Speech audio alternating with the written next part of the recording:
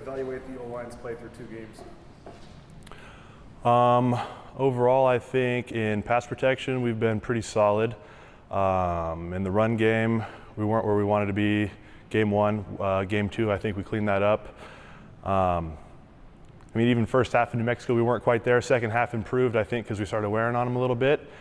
And as the game went along, I think just our communication and like pre-snap ID is what really improved, and continuing to build on seeing things through kind of the same set of eyes and understanding what was coming. So yeah, we still have definitely room to grow, but week 1 to week 2, I think we made an improvement overall. Where do you think the best improvement can come from this week? Where do you guys think needed to work on maybe the most? I think that's going to come from starting fast. P and 10s, just kind of those first plays of the drive. We need to start gaining yards out of those and not have the lulls or the 3 and outs, I think. That'll help. That'll come from Hank, the O-line, running backs, the tight ends, like everyone that's in the box being on the same page and us continuing to improve our communication there. But yeah, I think the biggest area of growth we're looking at is those early plays and drives. Coach Plow has mentioned how much Hank, can audible and stuff at the line. Can you take me through, like, when he gets under center and he's looking over the defense and he calls something out, how do you guys process what Hank is saying and then communicate it to everyone next to you? Yeah, there's kind of 2 routes we can go with that.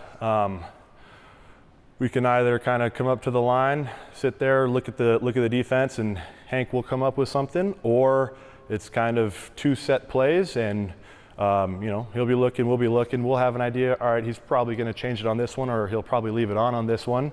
And from there, it's just understanding, like, all right, if it's this first play, I understand what I'm doing, or maybe it's the second play and I'm going to have to do something different. But kind of having both of those plays in your mind until he gives you the cue on either if we're running the first one or running the second one. Is that just a kill? Yeah, essentially is all it is. Kind of a silly question, but how much is that the lifeblood of a successful play of what you guys are doing before you even snap a ball? I think overall the way I look at it is any play that is called can be a successful play if we communicate and ID and execute at a high level. I think it's more of just like, yeah, sure, we could run that play, but this play might be a little better, so that's why he's going to go with that. So it's not like one's definitely not going to work and this one has to work. It's just kind of getting a better look for us.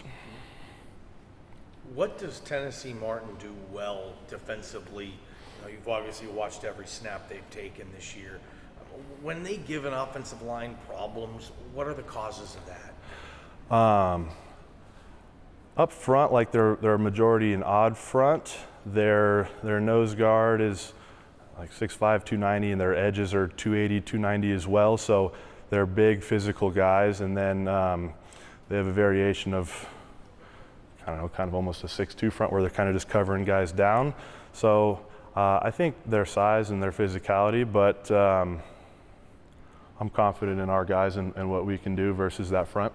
I believe it was a play that George ran off of you and John when he laid a hat on New Mexico safety last week. What does that do for you? I don't know if you saw that, if you take me through that, and what does that do for you guys as a group? Personally, that gets us fired up, I think, because it's nice to know, like, we're working, we're grinding, we're doing what we can for George, and then to see him put it on somebody and finish a run like that, and then seeing that out of a physical back and knowing that George can do that is definitely a good feeling. And yeah, the backs their job is to make the first guy miss, or if they're not going to make a miss, then punish them. So things like that definitely get me fired up. How often do you, George isn't the biggest guy, but what do you think of his ability to do that? Yeah, he's maybe, physical stature might not be the biggest guy, but if you ever looked at his physique, he's ridiculous to look at, honestly. He's an absolute stud, and he's just a fast, powerful, explosive guy. So he can do that, and hang with anybody when it comes to that type of stuff. What does peak George Holani behind you guys look like, and have we seen that yet, in your opinion? Maybe glimpses, but I don't think we're where we want to be yet. Part of our scheme is the tailbacks being able to see things kind of similar to how the O-line are seeing things, and understanding based on the front or what type of movement we're getting, if it's going to hit out the front door or be more of a cutback. I think that's something where like the two units can kind of mesh a little bit better, and we can grow together in that area. And I think once we're all really rolling on the same page on that type of deal, I think we're going to see some definite explosive runs out of George. Does it usually take a couple weeks for that mesh to occur? That's hard to say. Like it's through spring, through camp, we're going against our defense, and we're kind of getting used to how our defense plays. Our defense gets used to how our offense plays. Like that's kind of the fun part of camp, but also the frustrating part of camp and things like that, because you know what you're going to get every day. But that also kind of allows you to get into kind of a deeper level of that scheme. So I don't really have a great answer on how long that will or won't take. I think it could happen at any time, honestly. Yeah, we've never talked to Ashton Genty. What's your best story about him? I don't know if I have any one particular story. I mean, maybe just back in the spring game, like he was busting off runs, and like that was when he was a mid-year guy. I think since Ashton showed up, he's been a hard worker. He's definitely shown to have what it takes to be an elite running back at this level, and I mean he's a freshman and he's playing how he is, and I mean he absolutely has a lot of room to grow, but I think he's playing at a pretty decent level right now also. Let's face it, when there's a true freshman back there, I mean, depending on who the true freshman is, there could be times where you're almost worried about what he's going to do, right? Yeah. What does Ashton do to give you guys the confidence that you don't need to worry about? It's just the fact that, I mean, we're always getting reps with him in practice. And, I mean, let's say we look at something that was a mess up and the fumble at Oregon State. Out of a young guy, that could be something that, maybe they fold, maybe they get a little timid. But then he's making that catch when he was out wide, covered with the linebacker, and then makes up for it. Or he's still putting in the work and covering down the field and helping Talon score. Like his head's staying in the game and he's continuing to grind. So just knowing that he's got that in him, that he's not going to fold, he's going to continue to keep pushing and not wither over, okay, this has been tough, this hasn't been what it needed to be. You're just going to keep trying to chip away at it. I think that's all you can ask for. I feel like it's cliche sometimes when coaches are like, yeah, we don't know what back's on the field, whether it's George or Ashton. But in this case, like it feels like you guys can do whatever you need to, regardless of who's on the field with those two. Absolutely, and I think it's ultimately good for them as well, because it's not going to be too huge of a workload on one guy or another. I think there's not going to be a major drop-off with either of them. Whoever's in, we're going to be able to be productive. What about getting back on the blue, first home game of the year? How exciting is that? It's super exciting, and I mean, traveling's fun. You get to see new places, all that good stuff. But it's home crowd. It's on the blue, home hotel. We don't got to worry about flying home and getting back at 3 a.m. None of that stuff, and we get to play for the boys and protect our home field. So it's definitely exciting. I know every year you guys make a big deal about protecting the blue, but obviously last year lost 3 home games. I don't know if there's extra emphasis or reminders or what, but how important is it to make it where teams don't think they have a chance when they come in here? Ultimately, I think protecting the blue is an extremely important thing. I couldn't rattle off what our exact home record is off the top of my head right now, but I know it's an elite level of wins compared to losses, and that definitely dipped last year, and that's something that I definitely wasn't proud of. And there's things within this program that I take personal, and protecting the blue is absolutely one of those. So I think the offensive line unit definitely feels that as well. Has there been any extra reminders or anything from Andy or the coaches or anything just about how important that is to this program, is taking care of on the blue? Yeah, I mean, whether that's having that talked about at the huddle at the end of practice, or in between racks, and they're on us, reminding us, keeping that urgency up, and really paying attention to those details. Like, it's something that's always going to be mentioned. Dude, what do you try to bring to this offensive line? I've been doing my best lately to just be the same guy day in and day out. I mean, that sounds kind of cliche, but there's definitely times where it gets late season and it's cold in the morning, whatever, as the weather cools off, and it's easy to be a little grumpy. But I do my best to bring a smile and bring the energy. And if the boys are having a little bit of a lull or something didn't quite go right, then I'll either try to hold that guy accountable or just try to lead the charge and bring the energy and be the guy trying to help lead the group.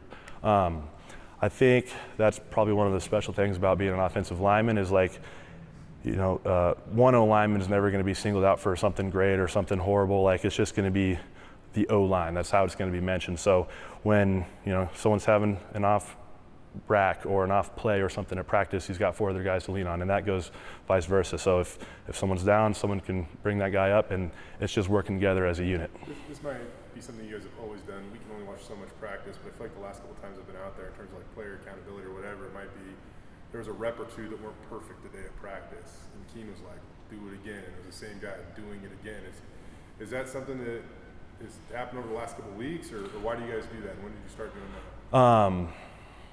I think that's been going on for quite a while, like since the end of last season, because we wrapped up last season, it wasn't what we wanted, and we knew we had to improve in kind of the small details.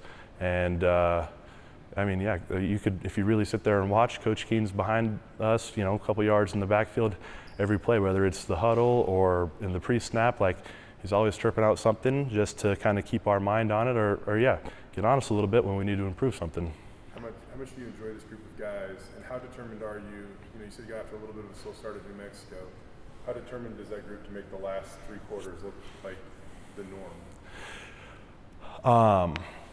No, I love this group of guys. I think we've definitely meshed well. I think we've kind of built our relationship as a room, and that's definitely improved. And I know, I'm confident in our ability to start wearing teams down.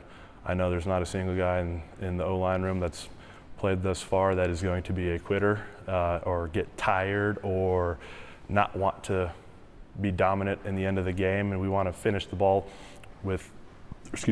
the ball in our hands. We don't want to have that 3 and out like the New Mexico. Even we gave the ball back. That's not our standard.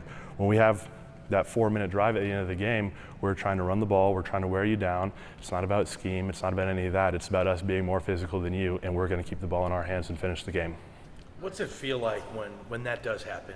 You're pounding the rock. You can probably see your opponent each and every play wear down just a little bit.